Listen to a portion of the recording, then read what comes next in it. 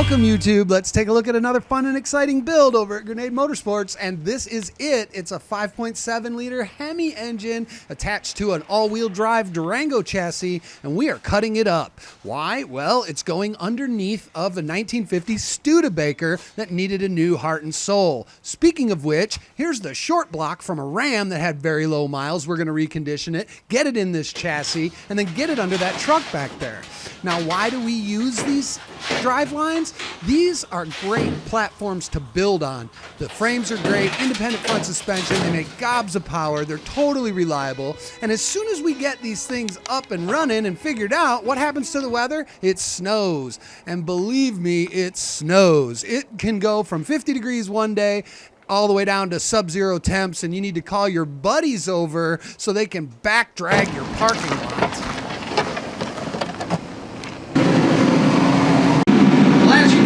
Winter returned with a vengeance, hasn't it?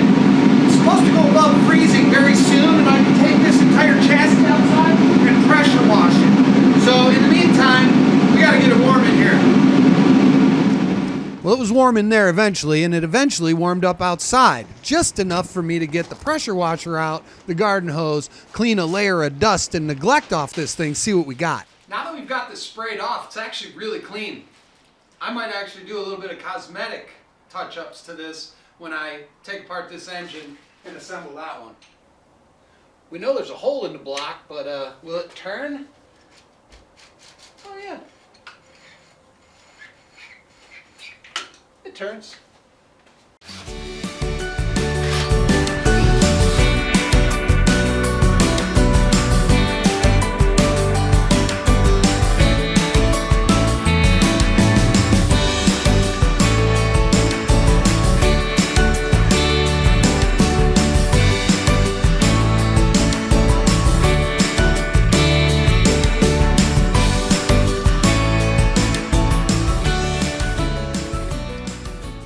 Well, the shop looks a little bit different, but the reason is we're back inside of this little one because we are building a new shop. And I don't know if I mentioned that, or maybe I did. I might have mentioned it 1,000 times because it's exciting. But for right now, we're going to finish this Studebaker in this little shop, and that's all right. We did several of these already, so this is plenty of room. Okay, welcome to the new temporary space, and this one it comes equipped with shop dogs. This is only one of them. The other one is curled up in a ball where it's warm because it isn't that warm in here. I do have this partially disassembled. Did I put the bolts in? It should come off. I think there's one bolt on there. Anyways, this is coming down right now, and it's going to go in this chassis, and it will run and drive just like in some of the other videos, which if you haven't seen, I encourage you to go check some of those out. They're amazing. I drive these in several of them. So this Hemi all-wheel drive chassis is going underneath the Studebaker, and this video is actually, truly, finally, part one of the all-wheel drive Hemi-powered Studebaker build. So keep watching, check it out.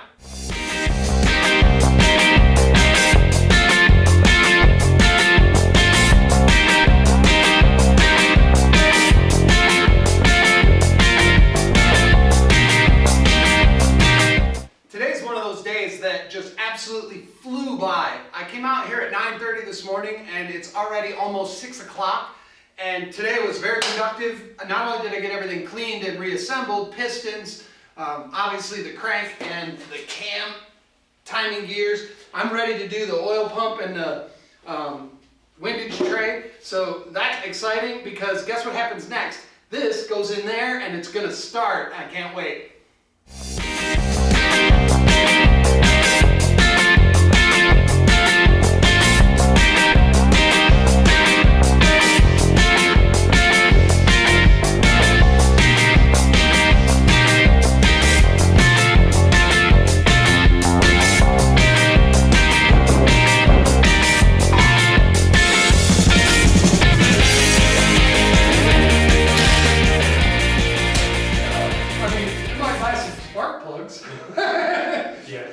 But it's a little more than 14 cents. And I don't do it for the money. I do it because I'm a gearhead. No, but it says something, is what it is. Yeah, it's fun. I mean, people like watching it, and I like doing it, and you know, it's kind of a family affair at this point. They're all in them. All my friends come and go. You gonna go on a road trip with us this year when we go buy some more of this junk? Maybe. What do you mean maybe? We'll jump in the truck, we'll disappear for 2 days. You can drive and I'll drink. Oh, man. Yeah, I can't drink anyways anymore. I can't do nothing. I suck. Yeah, well. My body just can't take it. Like getting drunk, like when I'm gonna go to Canada Memorial Day to see my brothers, that's gonna be drunk fest for 2 days, then I won't drink for a year until I see them again. You won't drink for a year? Well, yeah, because I get so drunk. I don't even want to hear anybody talk like that. I mean, you remember the Oh yeah, yeah, just yeah. hand slamming the counter. Oh yeah. Yeah, years ago, we used to. I love it, man. That is so frustrating. Remember Bob? Oh my, where did we get that guy? Hey, PCIR. See how you are? PCIR. He was drunk. That guy was crazy. I think it might only be the 7th or 8th actual truck we built with these chassis, but I can tell you after taking these apart so many times, I think back to the first time I put that torque converter together against the flex plate, and I struggled and it was a pain and everything stunk, but now I have it down to a science. Even when I'm taking them apart, I leave exactly what you need in place to put them back together, so it's really simple now. This one's going together in like 1/3 of the time, and I haven't been angry once so far. But yeah, it's going together really well, so I'm just going to keep plugging away. Let's see if we can get this thing running, because you know what comes next. We're bringing the body in, and we're going to chop it up. So this is a 5.7 Hemi starter, and this one I know works, except I broke the bolt off when I was removing the old wires. So it snapped off. They're old. They're really super insulated because this is a hot feed and they don't want to ground it against the case. When you twist these, they break and ground against the case, and then your starter doesn't work and whatever.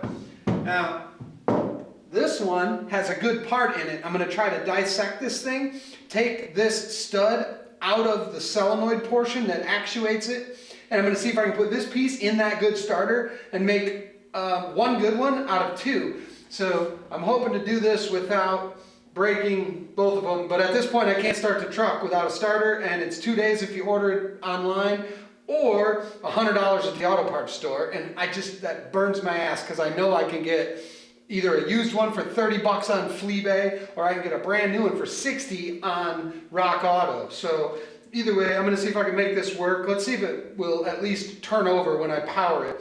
I got to take this out of here and get it in.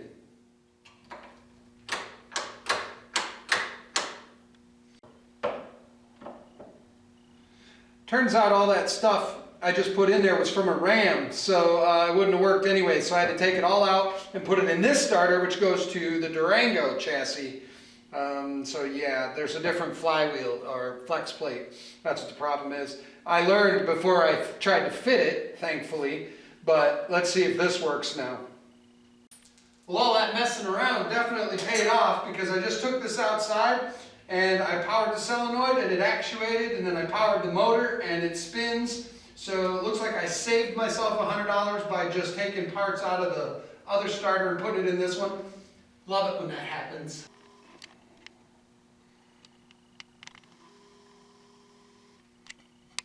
Just need to get the exhaust and connect this drive shaft, and I can start working on the wiring and the plumbing, which is very easy. I have it all. It should just plug and play.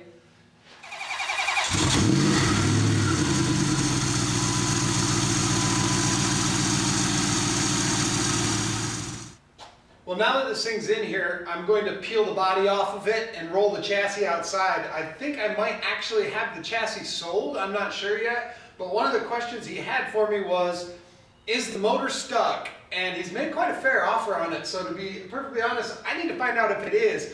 I was told that this engine would actually run if you put fuel and spark to it. Now, I don't know that to be true, but if I'm going to sell it, I need to know if it's free. So let me see if I can get the engine to spin, and I know what to tell the guy. I don't know if you can see this from there, but I'm turning the fan belt, and the crank is spinning. This motor is free, and I hear compression. There's still oil in the air cleaner. That's an oil bath air cleaner.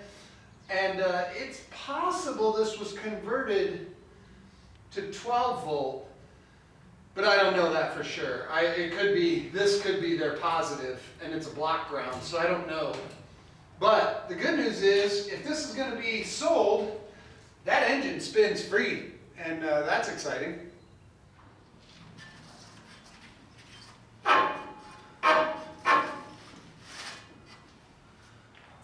while working in this temporary facility, it is tighter, but it's going to be way better when it's all done. For right now, it's April already, the beginning of April. We should be into 50-degree weather and up. So you guys in the south, count your blessings. I know we were just down south a few days ago and it was very warm. It's beautiful. I really got to start thinking about relocating. But at any rate, today's the day we are debodying this thing. So stay tuned. You're going to watch us literally peel it off inside of this tiny little space. And we're going to have some fun. And hopefully this will be hanging in the air. So keep watching. Check it out. Oh yeah, one other thing. You probably can't see from the camera shot, but it's literally 33 degrees outside. It's sunny, but the ground is frozen and it's cold and the heat is off because the doors are open and we got stuff to do. So we just dress in layers and keep right on going. I just want to make that clear. It's cold. Does anybody hear the theme song from the Sanford and Son? Most of you guys watching this might not even know what the Sanford and Son is. Oh, it's a TV show from the 70s. They had a junk truck. I believe it was a Ford, but wow, I just keep hearing it. There are some captive nuts inside of this cowl that actually hold the door hinges, and I couldn't get them, and I was drilling them, and they're flathead. So there's not a lot you can do, and this particular tool, I'm sure you guys all know what this is, and I used to refer to this, I never owned one because this was a tool that Neanderthals use. I figured if you needed this air chisel, you're doing something wrong, and that's very well possible, but this time, I needed it, and someone just gave these to me, and I was like, whatever, I'll try it. And you know what? It actually just blew the tips right off them, and I was able to get it out. I did drill a little, but, you know, I needed it. I guess that makes me an actual Neanderthal. Well, I'm glad I have my lovely assistant today. I'm pretty lucky to have her in the garage. She's helping me. Thank you very much. Back at it, because this bug-infested filth hole needs cleaned.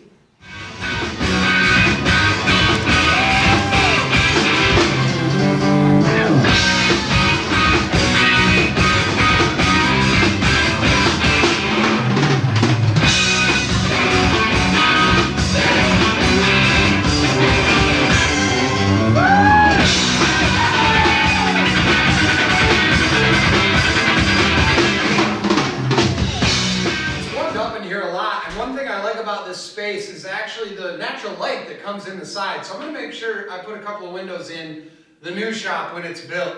But we've got a lot done so far, but we still have a long way to go. The bed's got to come off, the cab has to come off, and the way these steering columns are put together on these old vehicles, they used to assemble the steering gear and the column and then lower the body on top of it. And honestly, that is a pain in my butt because I'm not disassembling the steering on something I don't care about. I just need that can to drop over the new Durango chassis. So unfortunately, if anybody wants this steering column, I don't hear the phone ringing, it's getting cut.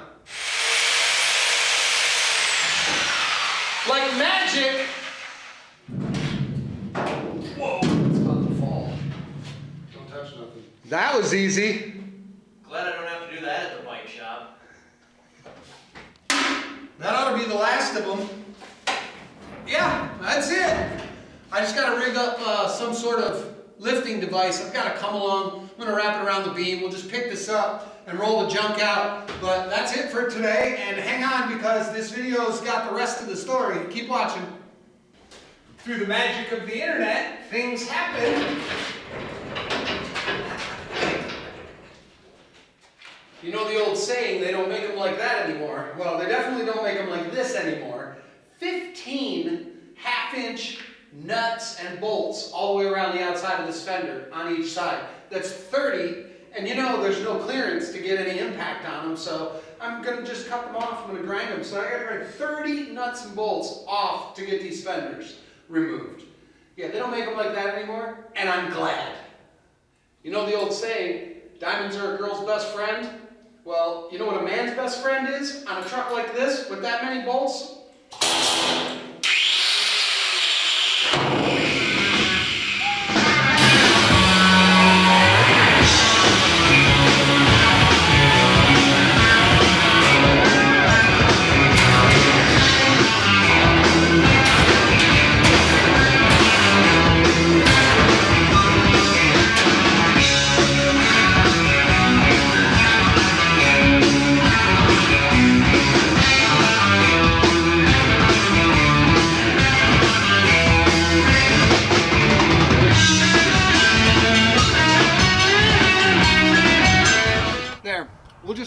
that sit there for a little while.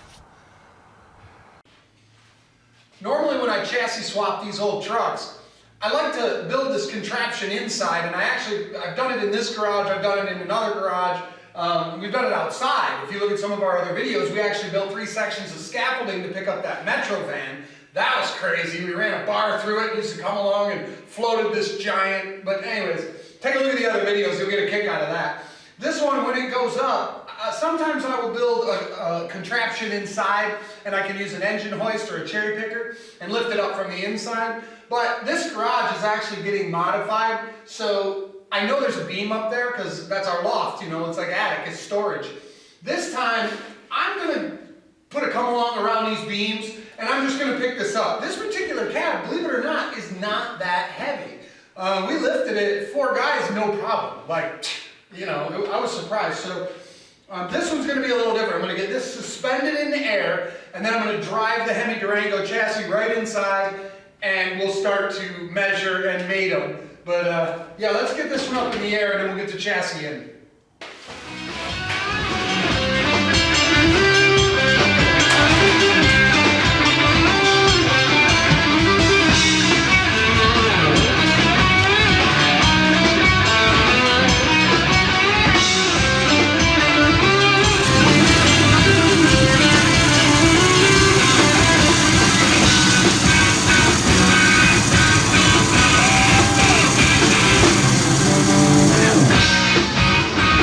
Gonna fit?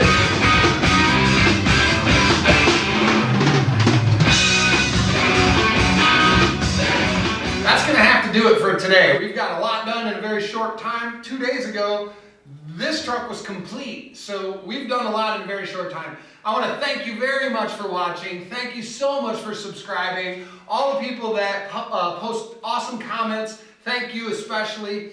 Please remember to like, subscribe, and share wherever you see fit. Stay tuned to the channel. We got a lot more coming. This is only the beginning. I just want to get this down.